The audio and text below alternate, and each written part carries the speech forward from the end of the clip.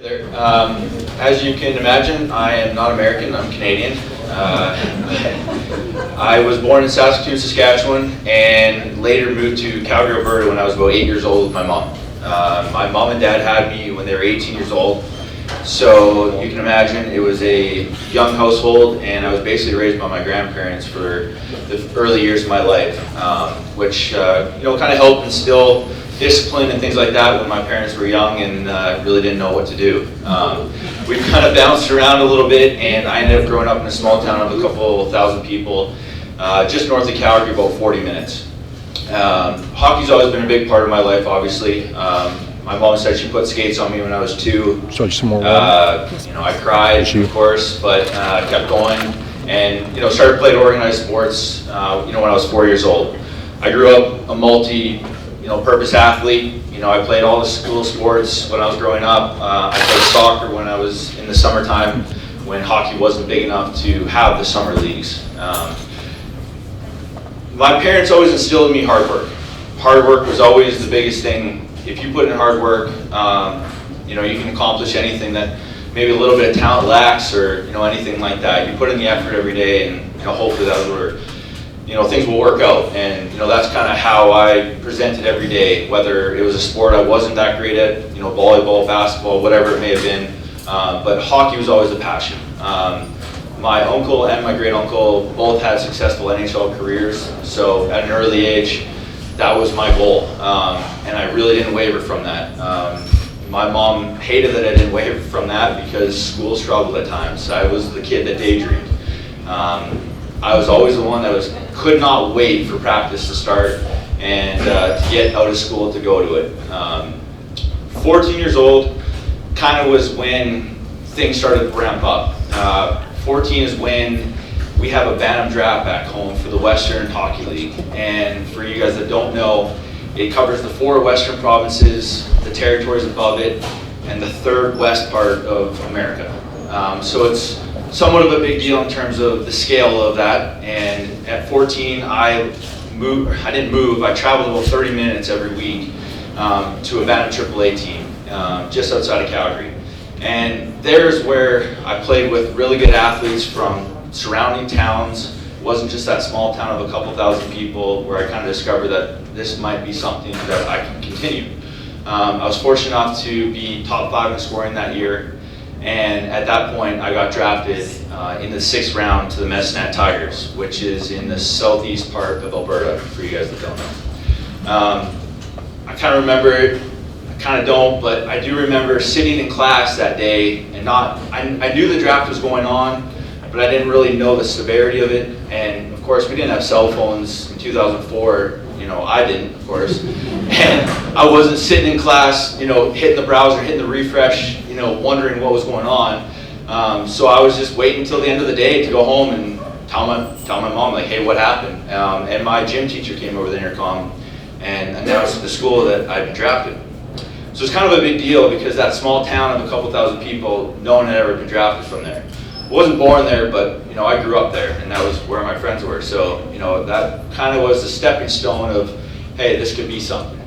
I played another year around town, and then at 15 I moved away from home.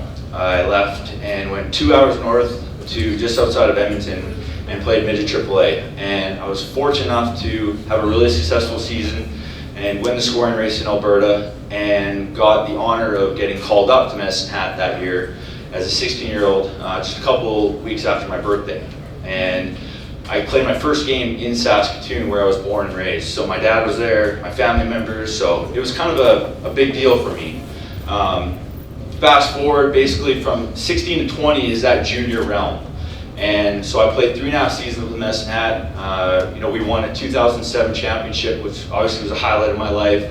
But I learned a lot there. I learned a lot going away from home at 15 years old and trying to figure out things. And when you get to the junior ranks, you play 72 games in a year.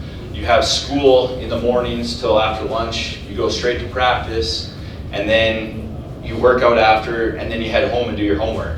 So you have to learn at an early age to balance school, girlfriends, friends, answering your parents when they call. You know, you have billets that the host families, I know you guys call them down here, we call them billets back home.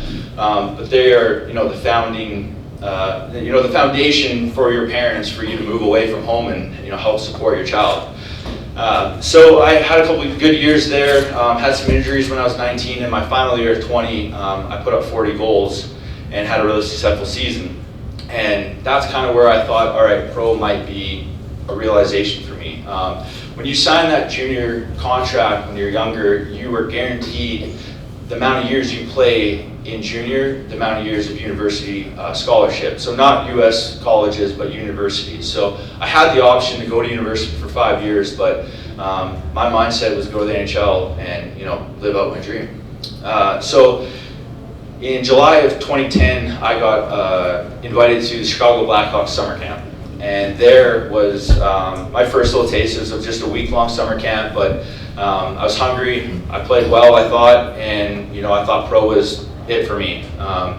Fast forward, that September, I went to Stockton, California, and that's where I started my career.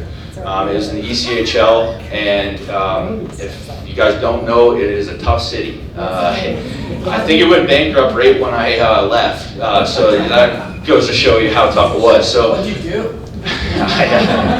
For a 21-year-old to move down there for your first city in the States, it was tough, but I had a successful rookie season. I put up some points, and I had a highlight of getting called up for my first game the week of my birthday in January to the Hartford Whalers, the Hartford Whalers actually is what they were called at the time in the American League. And unfortunately for my mom, she had booked a flight and had to cancel it the day before she flew down. That unfortunately had happened 3 times in my career. My mom either missed when I got a trade or 2 call-ups. So she soon lost a lot of air miles. So I got the call-up, came back down, finished the year, went back home, came back for the second season, and I was on cloud 9. I thought I had a great year. I got my call-up, I got my couple games. I was a naive 22-year-old. I thought it was just going to happen, and it didn't. So I had a tough year. You know, I struggled at times, but I also played well at times. And for whatever reason, I got traded in January. I think it was a little bit of my play. I think it was where the team was at, and that's just the nature of the sport. And it's the nature of any pro sport. And that was kind of when I felt that realization that, you know, you don't have full control of your life as an athlete. You know, you go to the rink when they tell you to go to the rink. You train when you train. You go to the airport when you need to go to the airport. You get traded, you go across the country. And I had no idea where I was going. I was coming to Greenville, South Carolina. I had obviously no clue other than it was in the south and it was warm. I honestly had no clue. At the time I thought, well, I mean, they have hockey there? Like, I had no idea. Soon figured out we have a great fan base here, and it's growing. So I ended up playing that year out. I came back the next year, had a really good year, had a good enough year that in January again I got called up to the American League in Austin, Texas. And it was actually the same month that I actually met my future wife. And I met her downtown at Ford's here, and walked up to her and some friends, and I go, hey, how's it going, blah, blah, blah. And I said some stupid things that she probably remembers. And she said, what do you do for fun? Or what do you do? And I said, oh, I play hockey. And she goes, we have a hockey team? So that didn't work. That usually works in Canada, but not down here. So I ended up getting called up a few weeks after meeting her, and I said, all right, I'm off to Texas. And she had no idea what to even think, but I was obviously thrilled. I was excited for the opportunity. Texas was high up in the standings. I ended up going there and finishing out the year. So I played 25 games, and I was like, all right, this is for me. This is the league that I can make, and who knows, that's one step closer to the NHL. Unfortunately, I never got signed the following year, so I came back to Greenville. It wasn't a bad problem to have, but I came back. And I was named assistant captain that year, and we had a great year. We ended up going to the conference finals, and then the following year, I was named captain, and I was captain for the final 4 years of my season, for my career. Fast forward, the 2016-17 season, going in, I was feeling good. I think it was 27 years old. I was feeling right.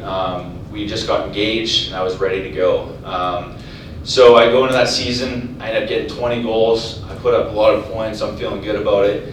And in January, I dislocated my shoulder. So I played the second half of the season with a dislocated shoulder. And I mean, I've had numerous injuries. I've had multiple surgeries, numerous stitches, a bunch of broken teeth I'm sure you're gonna ask me about.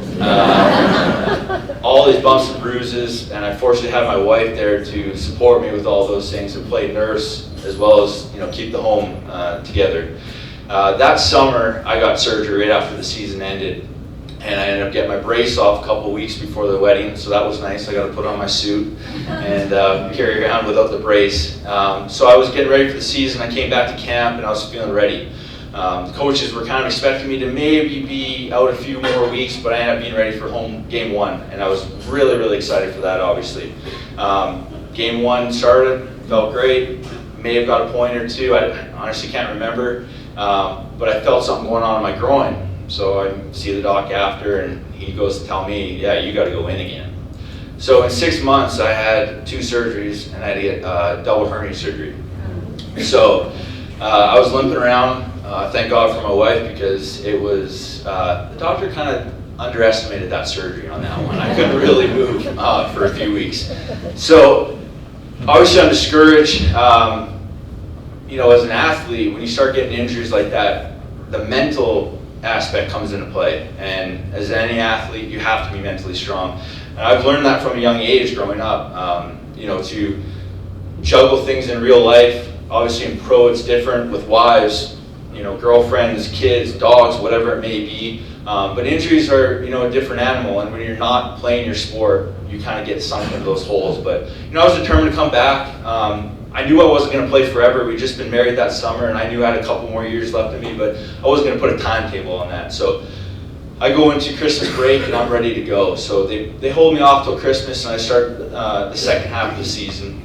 And I come back, and I play a couple games, and I think I had a couple goals in one game and a couple assists in the others and whatnot, and I was feeling great. And coach calls me in one day, and he's like, hey, just so you know, Utica up in New York is talking about you right now, and you may get a call just as a heads up. I was like, awesome, great. I have a buddy actually who was my line mate in junior that was up there, so I was like pumped. I was like, all right, this is gonna happen. And so a couple days go by, nothing happens, and I'm not really thinking about it. And, we're hosting Atlanta at home in January 20th, and I just took a hit in the first period, and kind of rode up on my head and didn't feel right.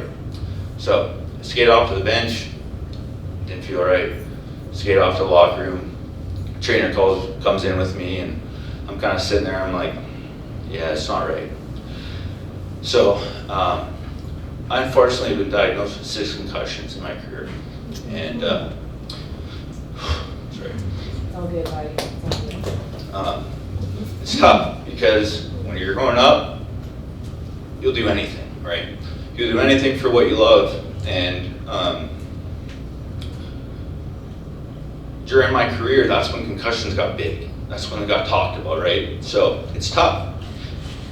Went home that night, talked with my wife, and we had a really tough conversation. And we sat there, and I was oddly okay with it, So it was tough, but I knew that it was the time. Sorry. So that was the end of my chapter. I knew it was. I helped out with the team, and I fortunately got to go on the bench for the final 2 games of the season, just to help out as assistant coach, because that was kind of a dream of mine. Le'Veon talked about it, but it's tough as a pro athlete. Once it's done, like, what the hell do you do? you literally get told what to do your entire life, and then one day no one calls, So it's a struggle, but you learn all those bumps along the road to help you set up for yourself for those times. I don't even know what I want to be anymore. anymore. You know, like, I want to be a hog player, it's done. Now I don't know, but I also know that a lot of people in this room don't even know what they want to be. I think it's a challenge for everybody. I think you ask anybody and I don't know. So I've struggled with that. I've had some stress about that, and I've struggled mightily with it, but I have a great support system. My family back home, my wife, they've helped me, channel through that and get through it. For me now, I work as a project manager here in Greenville, and my wife and I started a home business making porch swings. I've kind of felt a new, found love for something. I found a hobby that I can do. So a friend of ours asked us to make us one, and I kind of just took it and ran, and she loved it, and then people kept asking her about it, and so we've kind of launched on that. So kind of started my new chapter, but like I said, I don't regret anything that happened before, and I'm excited for my next one, and I appreciate you guys for listening.